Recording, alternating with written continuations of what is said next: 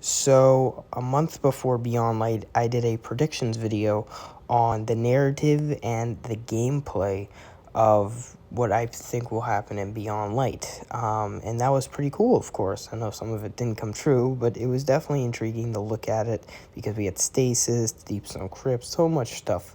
And going into the Witch Queen, I wanted to make a predictions video for it. Of course, narrative, and then the content that we could see and how much stuff we would get in Witch Queen. There's definitely kind of a leeway here because I really don't know how this season really goes in the Witch Queen, and there hasn't been anything since October, though, and our Rivals really did a good note last year on how it ended off getting ready for Beyond Light. So that definitely was a thing that bothered me, and again, we don't really know how the season will end. And yet again, we don't even know how Savathun got the light, or if it's all like a simulation type deal, if it's her throne world, she can do whatever she wants. It really is very kind of weird on the narrative for this year, but it's definitely a really cool narrative that we don't really know what's going on at the same time. So the prediction video had to wait, so I'm sorry about that. So hopefully we can just, in this video, talk a minute about how we think Witch Queen will go. So narrative-wise, I want to start off with the campaign. So the campaign will probably have Witch Queen as the big baddie. We go into her throne world type deal. However, I heard that we don't want to have this necessary same old campaign per se where you go and kill her and that's it. And a lot of people say that that was one of the things wrong with Aramis, of just going in there, killing lieutenants and then killing her. We didn't find her motive.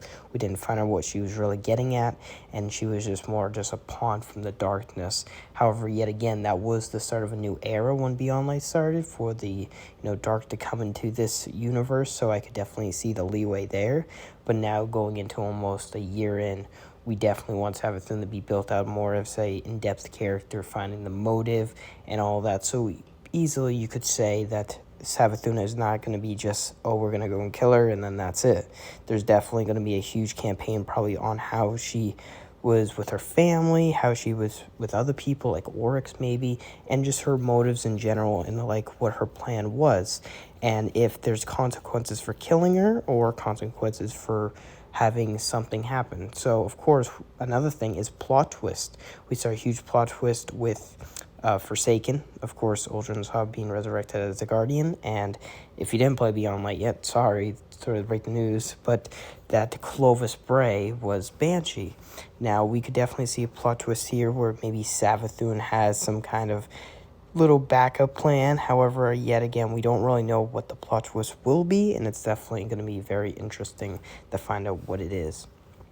But right there, I feel like the campaign is going to be one of the best campaigns, as they have been saying for a while, and hopefully the raid can definitely open on that after the campaign is done, and I can't wait. Hopefully we'll find a new type of darkness boss in the raid, because if you think about it, after Witch Queen, we're getting to the road to Lightfall, so hopefully this raid in Witch Queen will start giving them more note of the darkness theme, getting ready for the next major expansion.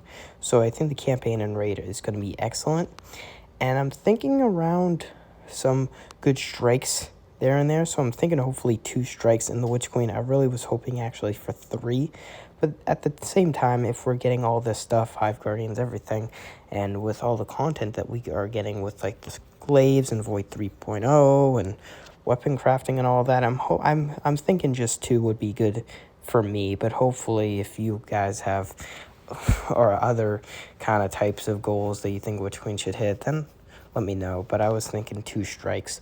I heard that we are getting 2 remastered, not remastered, just 2 Crucible maps returning, I should say, in Destiny 2 in Season 16. That is actually a part of the Witch Queen as well.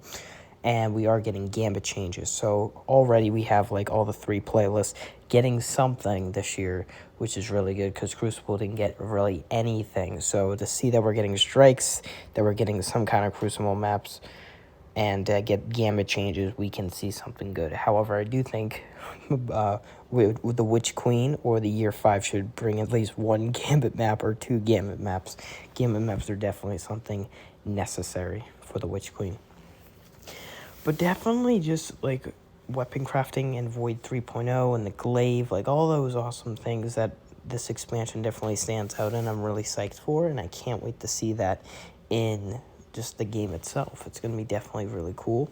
And yeah, if Void 3.0 can like hit really well, then Arc 3.0 and Solar 3.0, that's going to be really cool to see, as well as like just seeing these changes is amazing. So I think I'm psyched for this expansion, and I'm definitely more not, I don't really know how to say, because I don't really know how the narrative goes into this expansion this time around, because we don't know anything. So hopefully this how did the hive get the light type deal is not actually like the answer is not actually as soon as we go to the Witch Queen, is that it's answered at the very end or in the middle of the campaign. So the narrative of Season of the Lost might not even end yet. It might just keep going, per se, into the campaign. So we'll see how it is once we get there. But yeah, Witch Queen is about less than a month out, so I can't wait to play it and make videos for you guys. And yeah, hopefully you guys did enjoy this video, and I'll see you guys on the next one. Bye, guys.